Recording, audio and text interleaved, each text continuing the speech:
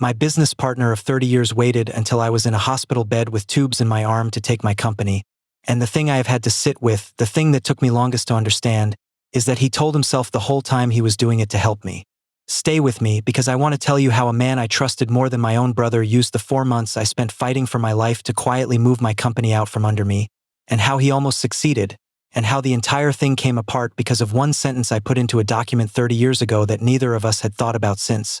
A sentence so boring that Phil, who read everything, who missed nothing, had simply forgotten it was there. My name is Ray Doggett, and I want to start with the heart attack because that is where the real story starts, even though the theft started long before and I just couldn't see it.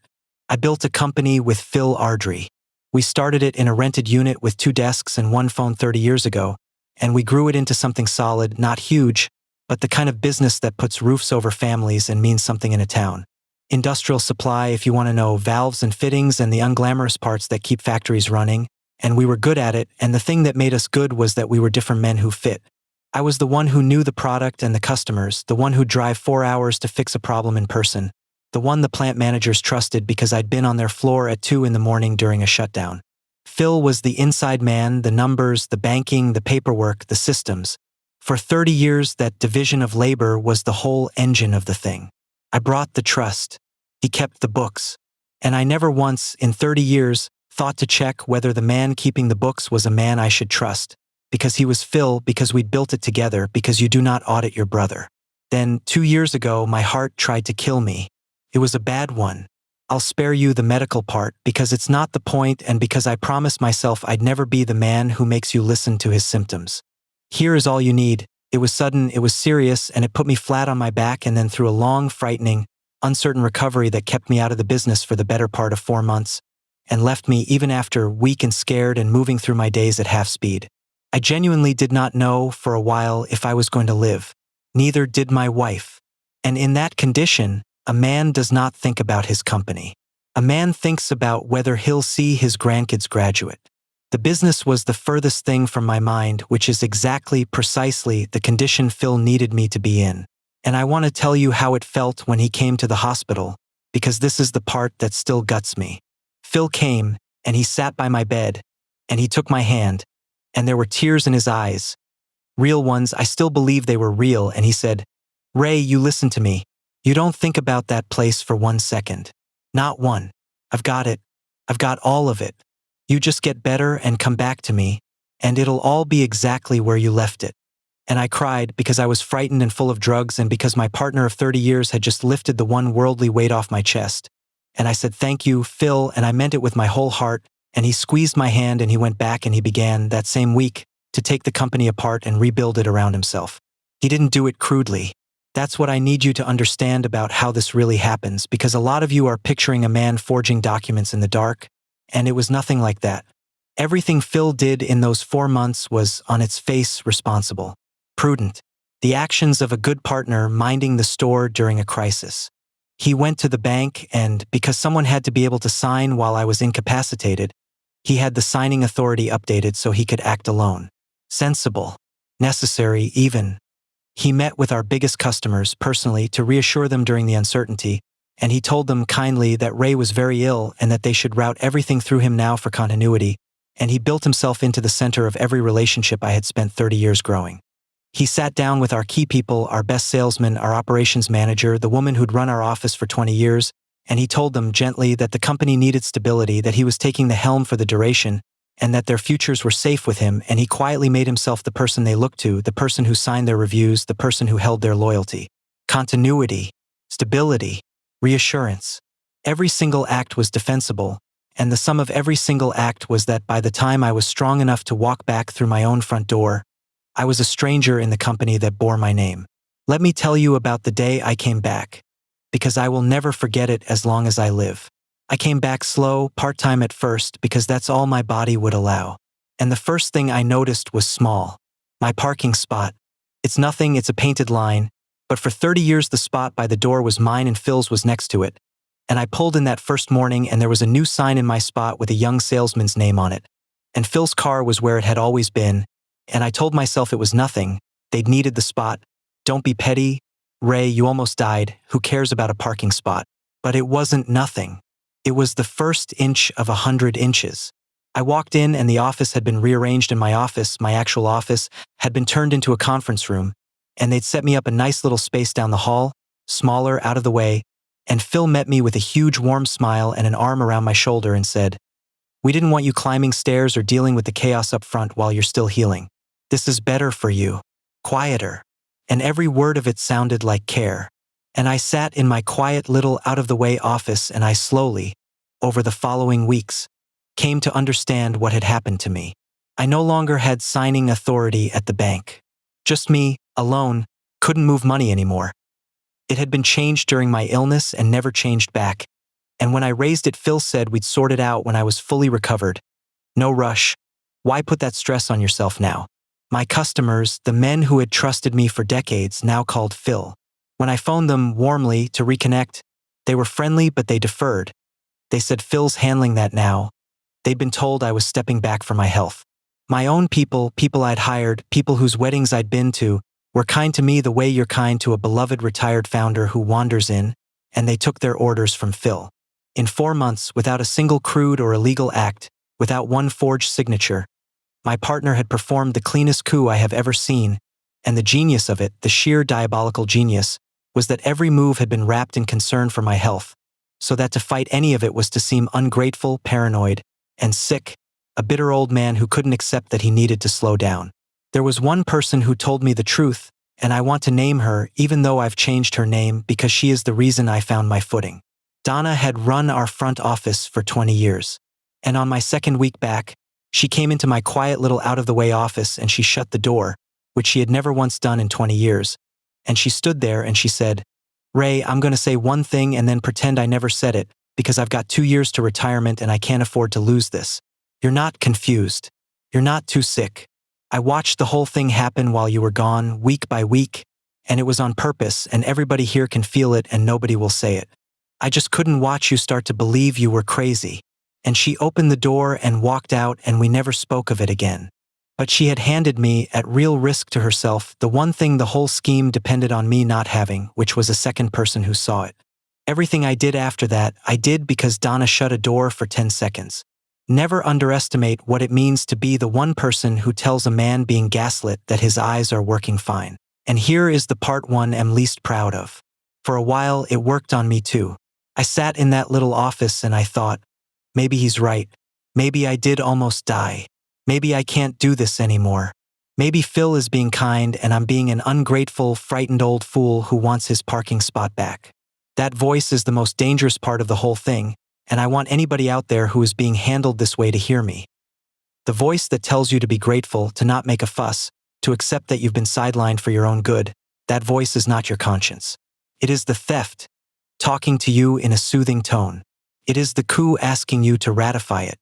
If you have listened this far, let me ask you what I had to ask myself. Alone in that little office, still weak, still scared, with everyone I trusted now orbiting the man who had done this to me. When someone takes what is yours while wrapping every move in love and concern for you, so that resisting makes you look like the villain, what do? Do you keep the peace, stay grateful, accept the quiet office and the smaller life, and tell yourself a comfortable story about slowing down? Or do you fight, knowing that fighting will make you look exactly like the paranoid, embittered old man he has already so gently painted you to be? Tell me in the comments what you would have done, because I nearly chose the quiet office. I nearly let him have it.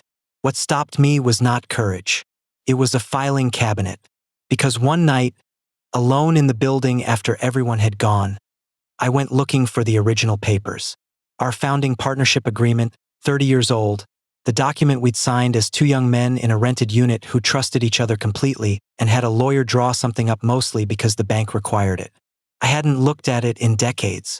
Phil, I would learn, had looked at it recently very carefully and had satisfied himself that it gave him everything he needed, that as the partner with control of the operations and the banking and the 50-50 ownership, he could squeeze me into irrelevance and there was nothing in those pages to stop him. And he was almost right. He'd read it like the careful man he was and found no weapon in it for me. But Phil had read it looking for the wrong thing. He'd read it looking for power. He never thought to look for trust because Phil did not think in terms of trust, and that blind spot was the whole game. Because 30 years ago, when we drew that thing up, I had insisted on one clause. Not a power clause. It didn't give me control of anything. The lawyer had actually advised against it as unusual and unnecessary between partners who got along. And Phil had laughed and said, put it in if it makes Ray happy. It'll never matter. It was a clause about our biggest single asset, which even then we both understood was not the inventory or the building or the cash. It was the exclusive distribution agreement, the master contract with our principal manufacturer, the one relationship that made the whole company viable, the thing that if we ever lost it, there was no company. And I had insisted 30 years ago on a simple sentence. That the exclusive distributorship was held personally in my name as the named principal, not in the company's, and that it could not be assigned, transferred, or continued without my personal written consent, because I was the one with the relationship, I was the one the manufacturer trusted, and I wanted it protected from banks and creditors and lawsuits and anything else the world might someday throw at the business. It was never meant as a weapon against Phil. It was meant to protect us both. And it had sat there, boring and forgotten, for 30 years. And Phil, in all his careful reading, in all his patient restructuring, had built his entire coup on top of a company whose single load-bearing asset walked out the door the moment I did. He had my building. He had my bank authority. He had my customers and my people and my parking spot. And he did not have and could not get without my signature, the one contract without which none of the rest was worth anything, because the manufacturer would only do business through me, personally, by a document we'd both signed when we still loved each other. Let me tell you how it ended, because it did not end the way the old me, the pre-heart attack me, might have made it end. I had the power now, quietly, completely. I could have triggered it like a bomb. I could have let Phil keep executing his takeover right up until the moment he thought he'd won, and then withdrawn my consent and watched the exclusive agreement evaporate, and watched the company he'd stolen turn to sand in his hands, watched 30 years of his own work die alongside my stolen half, because that clause could kill the company as easily as save it. And I sat with that option, alone at night, for about a week, and I have to be honest that it was sweet, imagining his face. But I didn't do it. And not because I'm a saint, and not because I forgave him, because I want to be clear that I have not fully forgiven Phil and may never. I didn't do it because destroying the company would have put 140 people out of work, people whose only crime was believing the comm man who told them he was keeping the ship steady, and I was not going to murder 140 livelihoods to punish one man. And Phil was counting on that too. In a way, he'd built his whole position on the assumption that I loved the place too much to burn it, and about that one thing, he was right. So instead I used the clause the way it was meant to be used, as leverage for the truth instead of a weapon for revenge.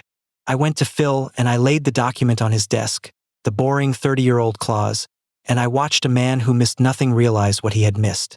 I watched him understand that the entire company he had so patiently taken rested on a contract that would leave with me, that his coup was built on a foundation he did not own, that the sick, grateful, sidelined old fool had, 30 years ago, quietly kept the one key that opened everything.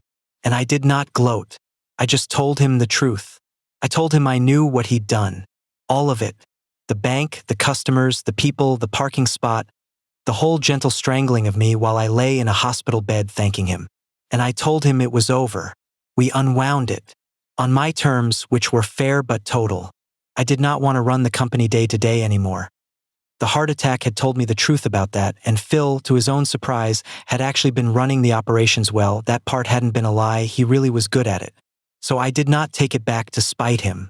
I restructured it so that I held final authority over the thing that mattered, so that no one could ever again move the company without the person who held its real asset. And Phil ran the day-to-day as a manager, not a master, watched, accountable, and knowing every single day that I knew exactly what he was. He kept his job. He lost the thing he'd actually been after, which was to be, at the end of his life, the man who had built it, alone. He will never be that now. He will always be the man who tried while his partner was dying and got caught by a sentence he'd laughed at 30 years before. And we do not speak beyond what the business requires. 30 years of friendship is gone, and I grieve it, honestly, more than I grieve the near theft, because you can restructure a company, but you cannot restructure a friendship back to life once you've seen what your friend will do to you the moment you're weak. That's the real loss, not the company.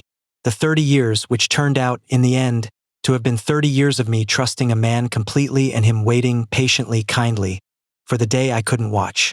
My name is Ray Doggett, and here is the one thing I need you to carry out of this, And it's not cynical, even though it sounds like it. Trust your partner. You have to. A business cannot run any other way. And I would not undo 30 years of trusting Phil even now, because the trust built something real. But protect the one thing that, if it's taken, ends everything. Every business, every partnership, every shared life has a single load-bearing beam, one asset or relationship or right that the whole structure stands on. And you must know what yours is, and you must make sure that no crisis, no illness, no clever patient partner can ever move it without you. Not because you expect betrayal. Because the day you can't watch is the day you find out who was only ever waiting for you to close your eyes. I put one boring sentence in a document 30 years ago, for reasons that had nothing to do with Phil, and it saved my life's work, and I would never have needed it if he'd been the man I thought he was, and I could not have survived without it because he wasn't. So let me leave you with the question I still turn over. Phil was a good partner for 28 years and a thief for 4 months, and I have never been able to decide which one was the real Phil, the decades of genuine friendship or the moment he moved on me when I was down. Maybe both are real. Maybe that's the most frightening thing of all, that the same man can be your brother for 30 years and your betrayer in the one season you can't defend yourself, and that you'll never know which he truly is until the day you get sick. So tell me honestly in the comments. Is a man who is loyal for 30 years and betrays you once a loyal man who fell, or a traitor who was patient? Because I have lain awake on it for 2 years, and the only thing I know for certain is that trust is the most valuable thing you will ever give another person, and the most dangerous, and the wise ones give it fully, and protect the one beam anyway.